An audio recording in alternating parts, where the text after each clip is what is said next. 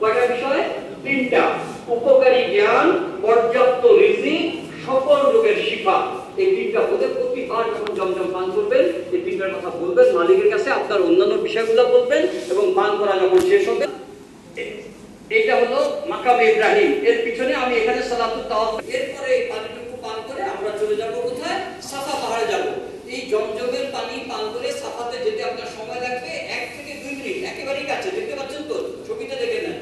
এই জায়গা থেকে এখানে যাবেন 1 থেকে 2 মিনিটে আপনি সাফা পাহাড়ের কাছে উপস্থিত হয়ে যাবেন। সুবহানাল্লাহ। সাফা মারওয়া দোয়া কবুল হওয়ার অন্যতম জায়গা। এই জায়গাগুলোকে আপনি ছেড়ে দিবেন না, এখানে দোয়া কবুল হয়। সাফা মারওয়া কেন সাই করছেন জানেন তো? আল্লাহু আকবার। সাফা পাওয়ার জায়গা, সাফা চাওয়ার জায়গা। এখানে চাওয়ার জায়গা এবং পাওয়ার জায়গা তো সাফা এবং মারওয়া। একজন মা হাজরা আলাইহিস সালাম তার সন্তানকে রেখে এই জায়গায় ঘোরাইছিলেন।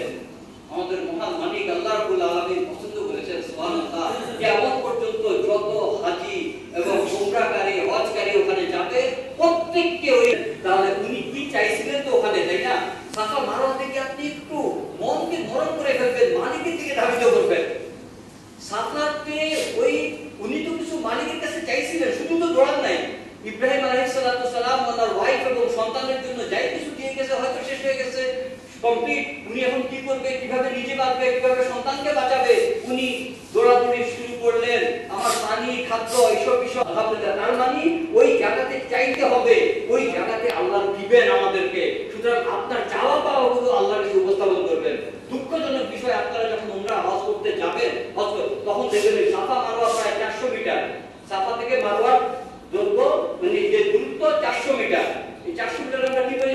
আর ওই জায়গাটা ছিল আমার জন্য মালিকের কাছে যাওয়ার জায়গা এবং মালিক আমাকে দিবেন ওই জায়গাটা, কিন্তু আমরা মিস করি। আল্লাহু আকবার। আল্লাহ আমাদেরকে তৌফিক দান করুন যাতে এগুলো আমরা ভুল না করি। এইজন্যই আমাদের প্রশিক্ষণ। তাহলে সাফাতে আমি গিয়ে সাফাতে যখন মারওয়াতে যাব তখন আমার একটা চক্কর কমপ্লিট হয়ে যাবে, একটা হাঁটা শেষ।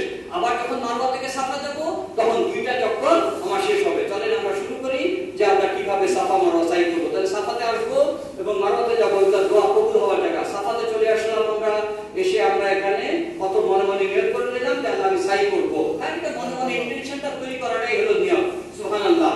তারপরে সাফার মধ্যে এসে আপনি কুরআনুল কারীমে সূরা বাকারার 158 নম্বর আয়াতের প্রথম অংশটুকু আপনাকে বলতেই হবে। এটা একটা ডিক্লারেশন। আপনি বিসমিল্লাহ সহকারে বলবেন, বিসমিল্লাহির রহমানির অন্তর্ভুক্ত। এটা একটা ডিক্লারেশন, এই ডিক্লারেশন আপনাকে দিতে হবে। এখন এই কথাটুকু কি আপনি শিখে যেতে পারবেন না? যাওয়ার তো ফ্লাইট এখনো দেরি আছে। 29 তারিখে ওরে বলবেন না যে আমির সাহেব আপনি জোরে চিৎকার দিয়ে বলেন, আমরা শুনে শুনে বলবো, এটা বলেন না। কিছু কিছু দেখেন এই এতক্ষণ পর্যন্ত মোটামুটি আমরা শেষ পর্যায়ে চলে আসছি,